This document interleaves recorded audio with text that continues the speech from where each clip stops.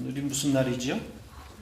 네, 기독교의 가장 큰 명절인 부활절입니다. 하지만 우리에게는 이젠 추억이 되어버린 그런 부활절이죠. 부활절에 대한 어떤 추억들이 있으세요? 예, 아마도 신앙적인 열심과 관련된 그런 추억들 아닐까 싶습니다. 이 부활절 절기에는 아무래도 더 열심을 내지 않습니까? 저는 중고등학교 시절 때 그 여의도에서 열렸던 부활절 연합예배가 떠오릅니다.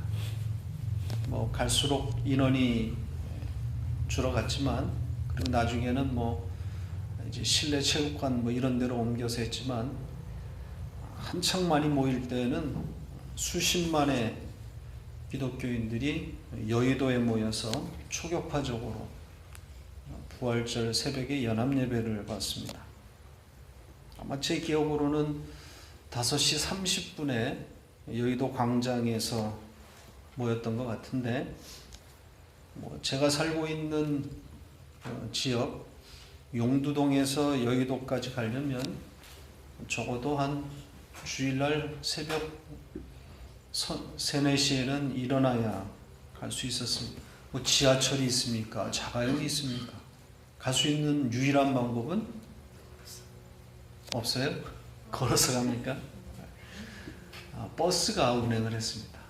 부활절 새벽 연합예배를 위해서 특별 버스들이 모든 시내버스에 다 동원이 돼서 여의도까지 연장 운행을 했죠. 그리고 여의도까지는 사실 버스가 진입을 못해요. 얼마나 사람들이 많은지 마포대교 전에서 다 하차해서 걸어서 들어갔습니다. 그 연합예배에 참석하는 것이 얼마나 뿌듯했는지 몰라요. 또 그 예배 중에 연합성가대가 항상 부르는 찬양이 있죠. 핸델의 할렐루야, 아주 감동입니다. 절기에는 이런 열심을 내도록 학습을 받았기 때문에 부활절과 같은 이런 절기에는 무언가를 해야 했던 거죠. 그래서 고난주간에는 금식도 하고 또 모든 오락을 삼가하기도 했습니다. 예수 그리스도의 고난에 동참한다는 그런 의미를 둔 겁니다. 그래서 고난주간에 성경을 읽고 묵상하고, 또 이 주간에 많이 보는 영화가 있죠. 어떤 영화를 많이 봐야 됩니까? 고난에 관한 영화들 있잖아요. 옛날에는 왕중왕이라는 그런 영화가 있었고, 요즘은 패션 오브 크라이스트 같은 그런 영화를 보면서 그분의 고난을 음미하기도 합니다. 그런 모습으로 이 부활절을 지켜왔는데, 이제는 부활절이 언제인지도 잊어버릴 때가 있어요. 여기처럼 공휴일로 부활절이 지정되지 않았으면 아마 모르고 넘어갔을지도 몰라요. 교회들이 합의하여 부활절로 정한 이 날을 기념하고 지키는 것, 그 자체가 악한 것은 아닙니다. 부활절을 지켰다고 해서, 지키고 있다고 해서 그 교회는 잘못됐다, 악하다, 그런 이야기는 아닙니다. 절기를 지키는 교회들에 대해서 소리 높여 비판할 마음은 없습니다. 그나마 이 시대의 교회가 이날 부활절과 같은 이런 절기에 예수 그리스도의 죽음과 또 그 의미에 대해서 설교하게 되는 거의 유일한 주일이기 때문에 부활절이나 성탄절을 기념하는 것 나쁘지는 않은 것 같아요. 그러나 참 비참한 현실이죠. 예수를 믿는 교회들이, 예수 그리스도를 믿는다고 하는 교회들이 예수를 말하지 않으니까요. 이게 얼마나 비참합니까? 절기가 되어야 그나마 예수 그리스도를 말하고 그분의 죽음과 그 의미를 말한단 말이죠. 왜 그런가요? 왜 예수를 말하지 않는 거죠? 모두 예수에 대해서 잘 알고 있다고 생각하기 때문인 겁니다. 예수에 대해서 더 알 게 뭐가 남아있나 그런 생각을 하고 있는 거죠.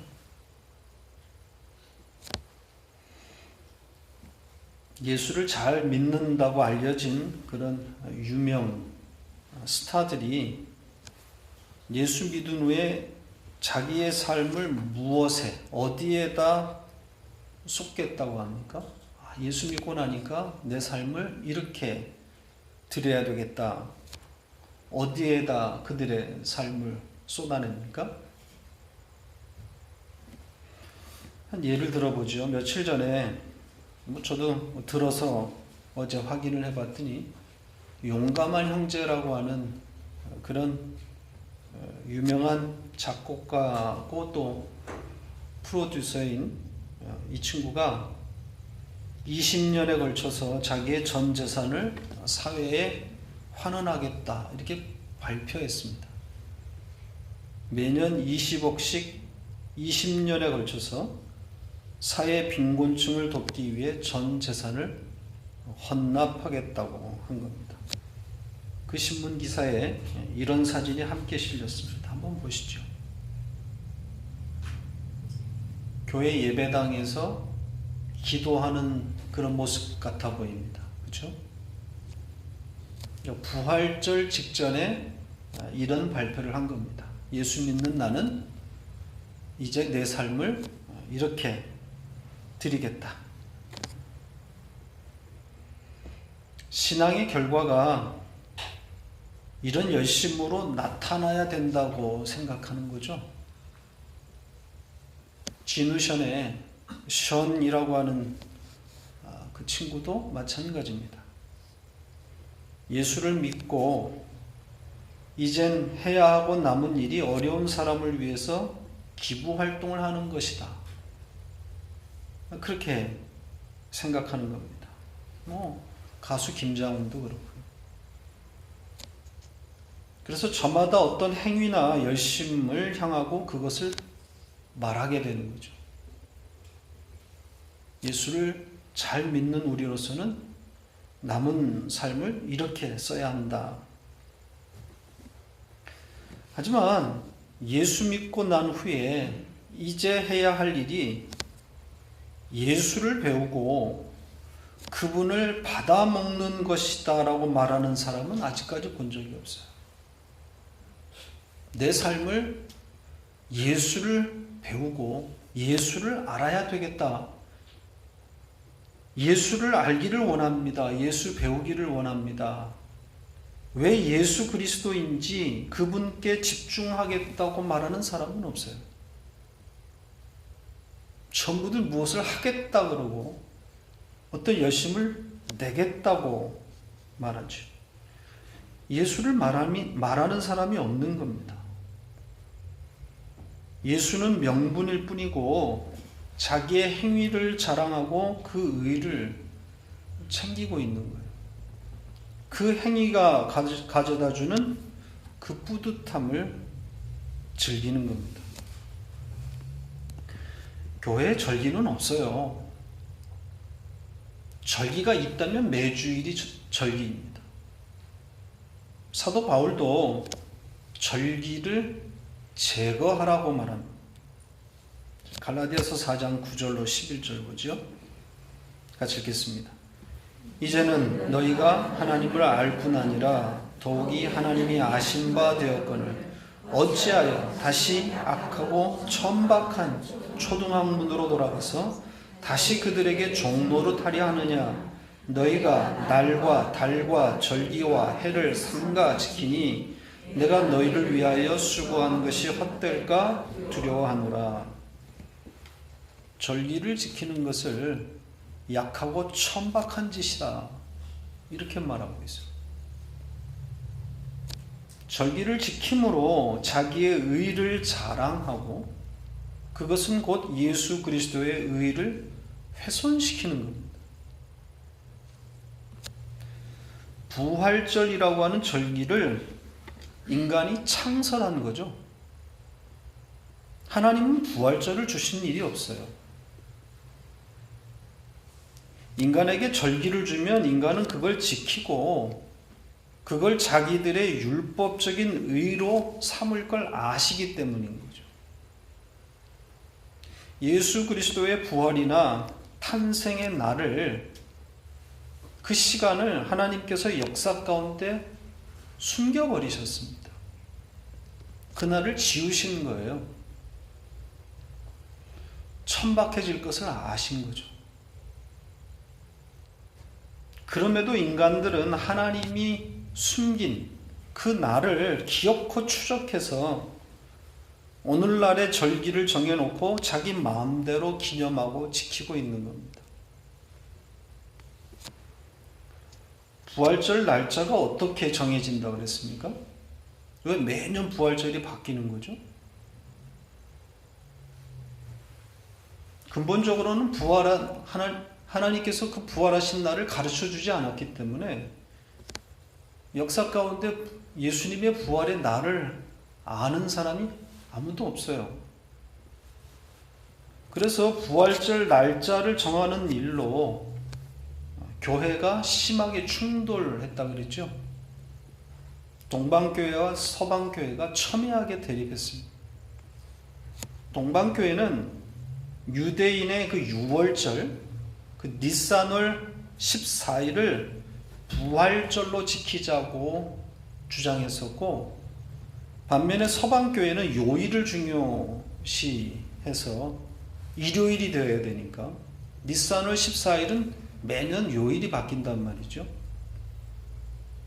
그래서 서방교회는 충분히 지난 첫 번째 만월, 보름이지요. 보름이 있는 그 요일, 그 일요일을 부활절로 제정하자고 그렇게 주장을 한 겁니다. 그러다가 325년 니케아 종교회의에서 서방교회가 득세했기 때문에 서방교회의 주장대로 지금의 부활절이 그렇게 정해집니다. 그래서 매년 부활절 날짜가 바뀌는 거죠. 올해의 경우는 충분히 3월 20일이고 이 3월 20일이 지난 첫 번째 보름, 첫 번째 음력 보름이죠. 보름이 2월 15일인 4월 11일이었습니다. 4월 11일이 음력으로 2월 15일이에요. 그래서 그 4월 11일이 지난 첫 번째 일요일이 오늘입니다. 이렇게 부활절이 정해지는 거예요. 그러니까 춘분이라고 하는 태양력, 그렇죠? 그것과 보름이라고 하는 음력, 이것이 어우러져서 부활절 날짜가 결정되는 겁니다. 태양과 달을 품고 있는 거죠. 거의 미신적인 요소를 담고 있는 겁니다. 절기는 없어요. 매주일이 부활절이고 성탄절입니다. 자, 오늘 본문은 이 애굽의 재앙 첫 번째 이야기입니다. 첫 번째 재앙의 내용이 뭐죠? 네, 애굽의 나일 강물이 피로 변하는 재앙입니다. 오늘은 이 첫째 재앙을 공부하도록 하겠습니다. 이 애굽에 대한 재앙 이야기를 읽을 때 어떤 점을 유의해야 된다 그랬습니까? 네, 하나님을 알지 못하는, 하나님을 대적하는 세상에 대한 경고와 세상에 대한 심판 이야기가 아니라고 했습니다. 하나님께서 자기 백성이 아닌 자들에게 경고할 이유가 없어요. 경고한다고 하는 것은 그들을 가르치고 돌이키게 할 목적 아니겠어요? 애굽은 그런 자들이 아닙니다. 이들은 하나님께 돌아올 자들이 아니잖아요. 하나님께서 그들을 가르칠 어떤 이유도 없는 겁니다. 그러니까 애굽에서 일어나는 일을 통해서 하나님은 누구를 가르치기를 원하시는 거예요? 예, 이스라엘을 가르치시는 겁니다. 그러니까 하나님을 반복적으로 대적하는 애굽은 이스라엘의 자화상인 거죠. 그러니까 하나님께 얻어맞는 애굽은 곧 이스라엘 나라는 겁니다. 앞으로 우리가 확인해 가겠지만 이스라엘 안에 무엇이 있습니까? 이스라엘 안에 하나님이 거하시는 것이 아니라 애굽이 그들 안에 있단 말이죠.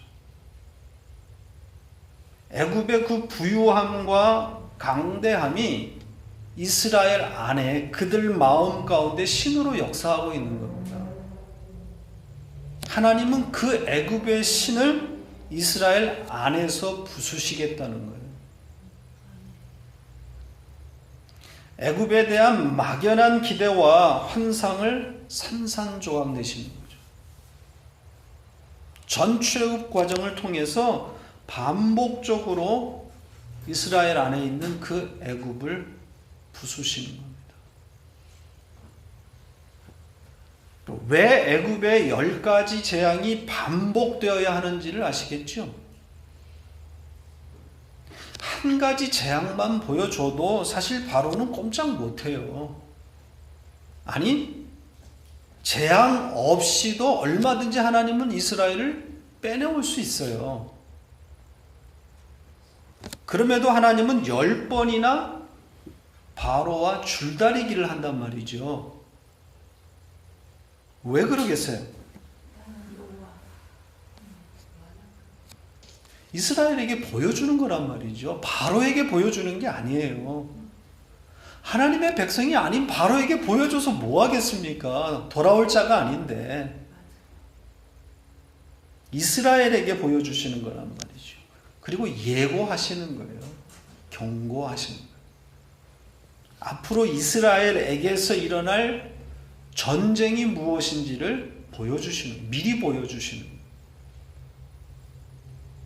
그들 안에 있는 애굽, 이스라엘 백성들 안에 하나님으로 자리하고 있는 그 애굽을 이렇게 죽여가시겠다는 거죠.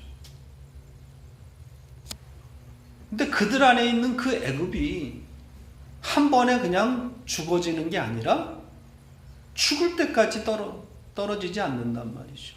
그래서 10가지 재앙이 반복적으로 일어나는 거예요. 지독하게 안 떨어지는 거죠. 애굽과 바로는 단지 이스라엘을 학습시키기 위한 도구이고 엑스트라일 뿐입니다. 그들이 저지른 악행과 죄악을 심판하는 이야기가 아니에요. 애굽에 죄가 관영하고 또 음란하고 타락해서 하나님이 심판하는 게 아닙니다. 인도네시아에 쓰나미가 덮치고 일본에도 쓰나미로 인한 원전 사고가 있었고 또 IT에 일어난 대지진 때 이게 다 얼마 전에 일어난 일들 아닙니까? 교회들이 뭐라 그랬습니까? 전부 이 나라들이 우상 숭배가 만연하고 음란한 나라들이기 때문에 하나님께서 더 이상 참지 못하시고 개입하셨다. 하나님이 하신 일이다. 이렇게들 말했습니다. 하나님은 세상 주관자이시고 지금도 죄에 대해서 참지 못하시기 때문에 이런 방식으로 자신을 드러내신다. 이렇게 말했었죠. 정말 하나님께서 그런 방식으로 일하십니까? 우상 숭배와 음란한 세상을 그렇게 쓸어버리시나요? 그렇다면 이 세상에 남아있을 자가 누굽니까? 누구부터 쓸어 없어지는 거죠? 우상 숭배와 음란 때문에 하나님이 이렇게 하신 거라면 우리부터 날아가야 되는 거 아닙니까? 일본이나 IT가 우리보다 악해서 그런 대재앙이 일어난 것이 아니라 이 땅에 있는 하나님의 백성들에게 경고하시는 거죠. 가르치시는 거란 말입니다. 세상에 주저앉은 하나님의 백성들을 가르치기 위해 그들이 도구로 사용되는 거예요. 하나님은 당신의 택한 백성 하나를 위해서 전 우주를 불사를 수 있는 분입니다. 따라서 애굽의 이 재앙 이야기를 읽으면서 심판받을 세상에 대한 이야기로 읽지 마시고 우리 안에서 일어나고 있는 애굽을 죽이시는 하나님의 전쟁으로 읽으셔야 된다는 이야기.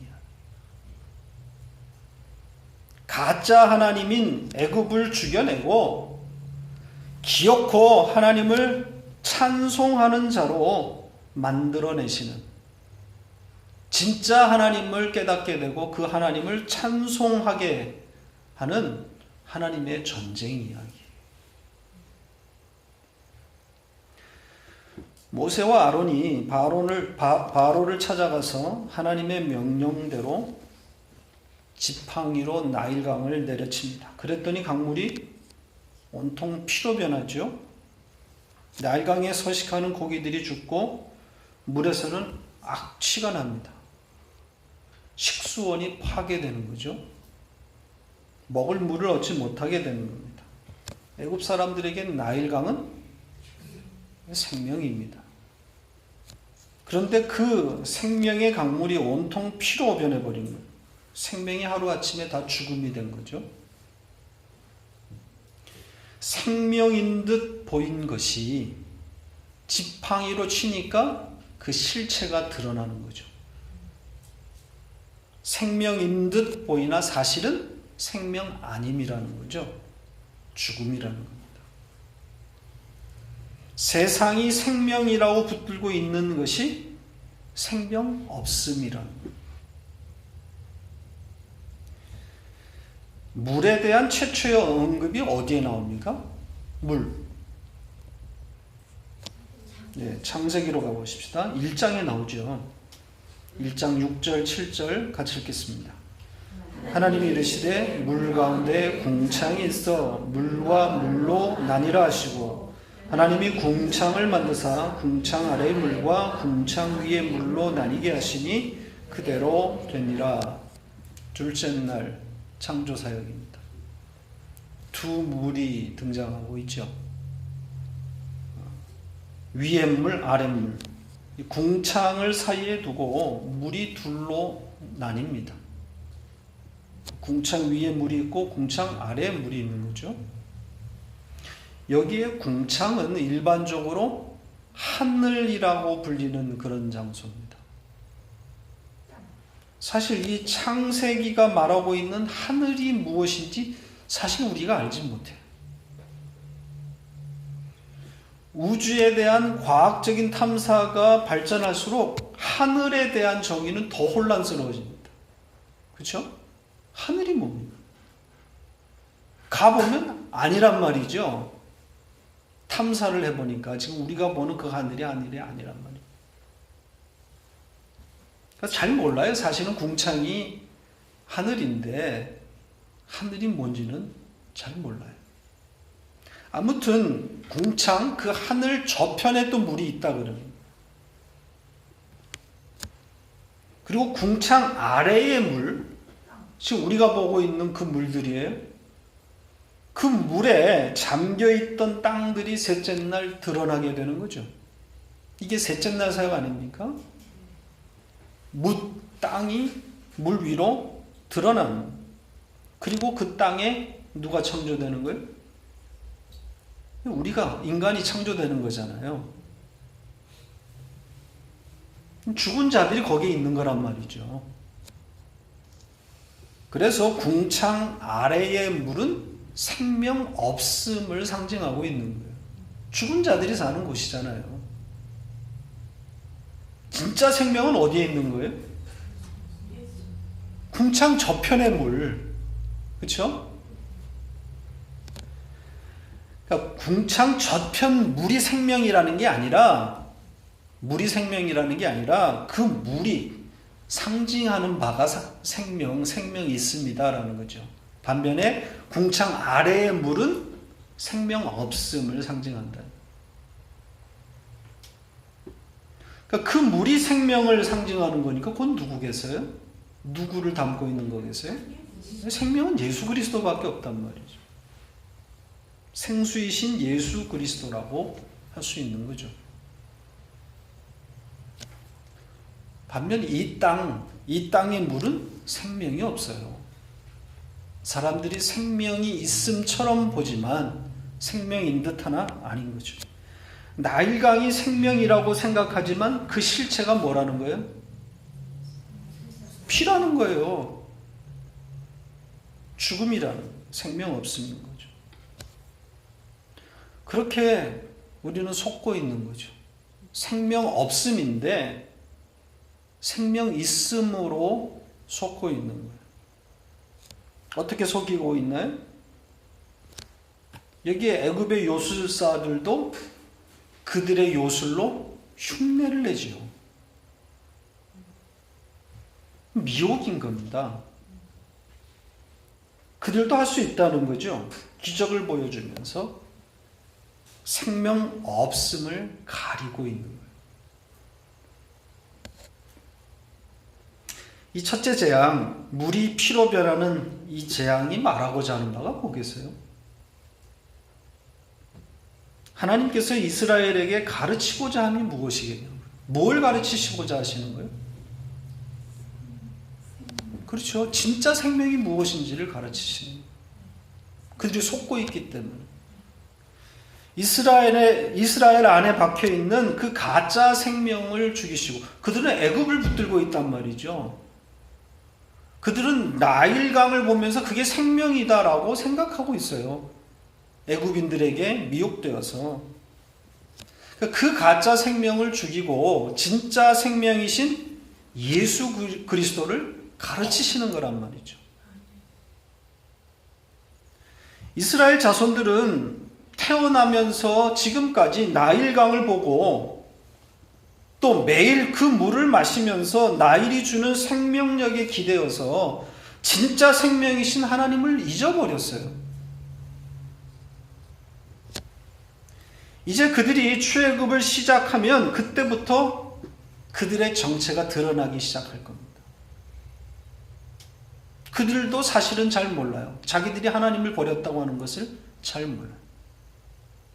급하니까 하나님을 찾고는 있는데 그들이 찾는 그 하나님은 애굽의 그 바알과 그냥 동일한 그런 신이란 말이에요. 이제 그들이 애굽을 떠나서 광야로 들어가면서 애굽에 대한 나일강의 그 생명력을 추억하면서 그들의 진짜 신이 하나님이 아니라 애굽의 바알이었음을 드러내기 시작하는 거예요. 그래서 그런 이스라엘을 하나님께서 40년 동안의 광야 생활을 통해서 죽여가시는 거예요. 전 인생을 광야에서 보내게 만든. 그들은 가나안 들어가지 못합니다. 뭘 이야기합니까? 2세대만 들어가잖아요. 그들 안에 있는 그 애굽을 완전히 죽여버리는 거죠. 자, 이와 같은 이야기가 계시록에 있습니다. 물에 떠내려가는 하나님의 백성 이야기죠. 요한계시록 12장 보십시다. 13절로 17절. 역시 여자 이야기입니다. 같이 읽겠습니다. 용이 자기가 땅으로 내쫓긴 것을 보고 남자를 낳은 여자를 박해하는지라. 그 여자가 큰 독수리의 두 날개를 받아 광야 자기 곳으로 날아가 거기서 그 뱀의 낯을 피하여 한 때와 두 때와 반 때를 양육받으며 여자의 뒤에서 뱀이 그 입으로 물을 강같이 토하여 여자를 물에 떠내려가게 하려 하되 땅이 여자를 도와 그 입을 벌려 용의 입에서 토한 강물을 삼키니 용이 여자에게 분노하여 돌아가서 그 여자의 남은 자손 곧 하나님의 계명을 지키며 예수의 증거를 가진 자들과 더불어 싸우려고 바다 모래 위에 서 있더라. 역시 양육 이야기죠. 이 여자에게 양육이 일어나고 있는데 그 여자의 뒤에 뭐가 등장하죠? 뱀이 등장하죠.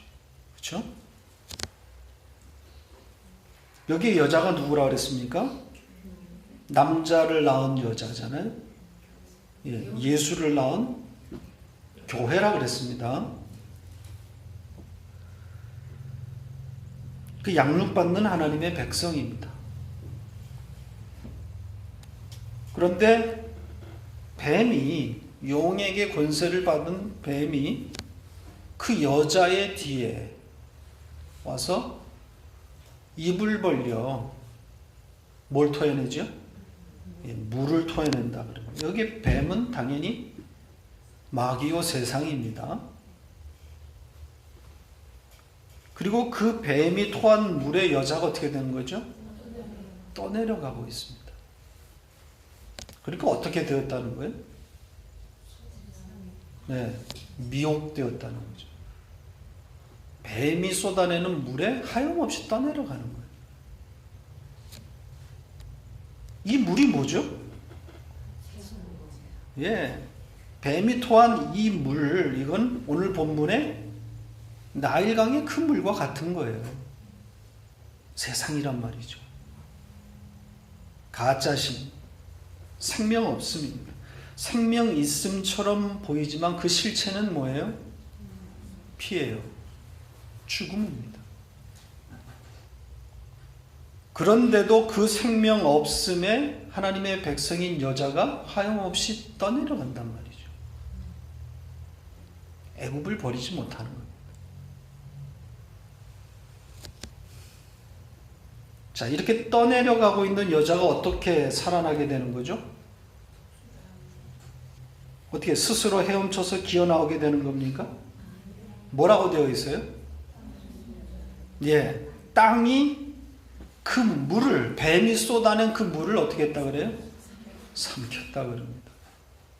물이 말라버린 거예요. 물이 말라버렸기 때문에 여자가 살아나게 되는 거예요. 그러니까 물의 정체가 고스란히 드러났다는 거죠. 여자가 살아나는 방식이에요. 이 방식밖에는 없어요. 여자는 물에 떠내려가는데, 그래서 여자는 아무것도 못하고 있는데 땅이 그 입을 열어서 그 물을 삼켜버리는 거예요. 그러니까 여자가 한 일이 뭡니까? 아무것도 없어요. 아무것도 없어요. 그냥 일어난 일을 목격하고 그 목격한 일을 통해서 뭐 하는 거예요? 찬송하는 거예요. 이걸 양육이라 하고 그걸 신앙생활이라 그래요.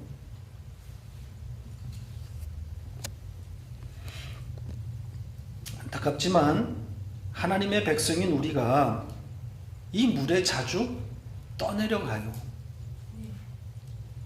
자주 미혹된단 말이죠. 뱀이 토한 이 물에 종종, 아니 매일매일 아침 저녁으로 떠내려갑니다. 생명 없음이고 궁창 아래의 물인데 하염없이 떠내려갑니다. 가짜 행복에 자주 기웃거린단 말이죠. 애굽의 요술사들이 비슷한 흉내를 내면 잘 속아요. 지식적으로는 정리가 되는 듯한데 막상 뱀이 물을 토해서 그 물을 흘려내리면 어김없이 떠내려간단 말이죠.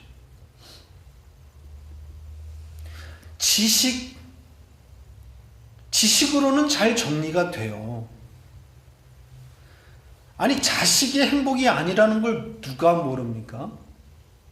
지금 우리들 중에 자식이 진짜 기쁨이고 행복이라고 생각하는 사람 있어요? 네? 없어요. 지식으로는 다 알아요. 돈이 주는 기쁨과 그 돈이 주는 만족함이 영원하지 않다는 것을 누가 모릅니까? 이건 예수 안 믿는 사람도 아는 내용이에요. 사람에게 구하는 인기와 명예가 오래가지 않는다는 거 모르는 사람 없어요. 그런데 내 본성이 자동으로 그곳으로 끌려간단 말이죠. 지식으로는 정리가 된 것 같은데 진짜 행복이고 가치이신 예수 그리스도, 이거 모르는 사람이 누가 있습니까?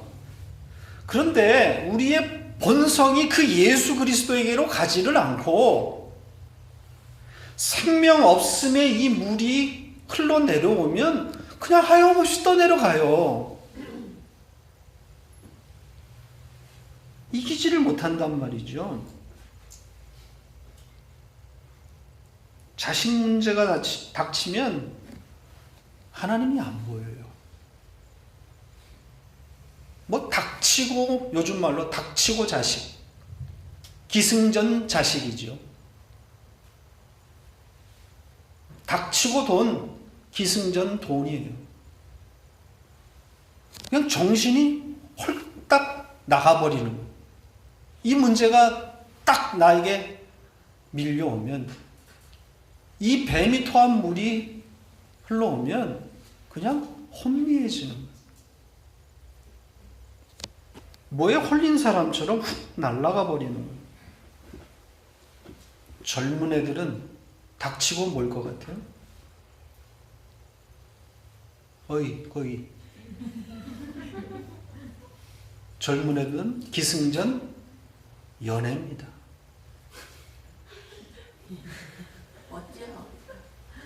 좋아하는 사람 생기면 닥치고 연애해요. 눈이 뒤집히는 거죠.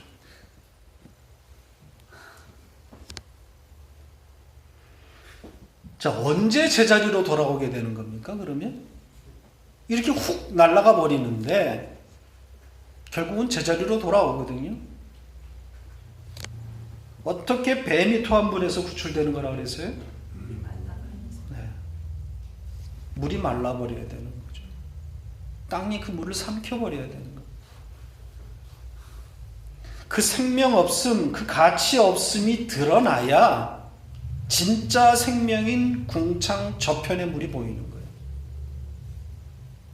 자식이 준 행복, 돈이 가져다 준 기쁨, 인기와 명예가 준 그 만족의 실체가 드러나야 거기서 벗어나게 되는 거예요. 스스로 못 나옵니다. 자식이 죽어야 깨닫게 된다는 말이 아닙니다. 오해하지는 마세요. 망하게 되어야 예수를 받아먹는단 말 아닙니다. 물론 그런 케이스가 없다고 할 수는 없지만 그럼 다 그런 것은 아니죠. 어떤 사람은 그 기쁨을 주던 자식에게서 배신을 당해야 예수를 받아먹기도 합니다. 아, 그러세요? 축하합니다. 그 자식이 죽지 않았으니 다행이에요. 그렇게 나의 온 정성과 나를 다 쏟아서 하나님이고 뭐고 다 잊어버리고 그냥 정신이 쏙 빠져갖고 자식에 매달려서 그렇게 희생하고 봉사했지만 그렇게 사랑을 받은 그 자식이 그 어미를, 그 아버지를 배반하고 그렇게 떠나가고 그래서 이 자식이 행복이 아니구나. 그렇게 해서 복음을 깨닫게 되는 경우도 있어요. 어떤 사람은 여전히 부자이나 그래서 부유한 생활은 하고 있으나 그 돈이 주는 허무함 때문에 아무리 즐겨봐도 아무리 써봐도 채워지지 않는 그 허무한 마음 때문에 복음 앞에 굴복하는 경우도 있어요. 물론 하나님이 뺏어가서 망하게 해서 예수 그리스도를 받아먹는 케이스도 있을 수 있어요. 정답은 없어요. 사람마다 다 달라요.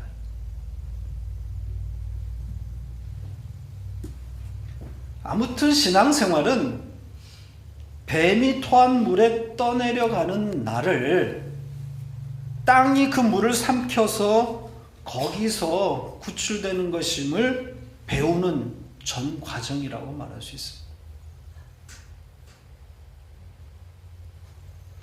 하나님께서 우리를 인도에 가고 계심을 목격하고 그 하나님의 하신 일을 찬송하게 되는 일을 우리는 신앙생활이라고 그래요. 그걸 양육이라고 그래요. 지금 우리 가운데서 일어나고 있는 일들이 바로 그런 일들이에요. 하나님이 여러분들을 거기에 두시는 이유가 바로 예수 그리스도를 먹이기 위함입니다. 지금 원치 않는 자리에 계시는 분들도 있을 거예요. 왜 이렇게 내가 이 피곤한 삶을 살아야 되는지, 왜 이 관계 속에서 벗어나지를 못하는지, 왜 나를 이 구차한 삶 가운데 하나님이 두시는지,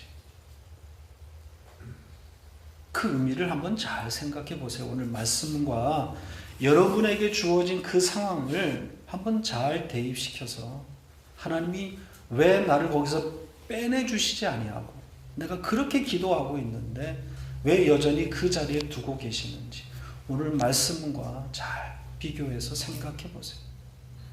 한 주일 동안 한번 묵상해 보는 그런 시간이 되시기를 바랍니다.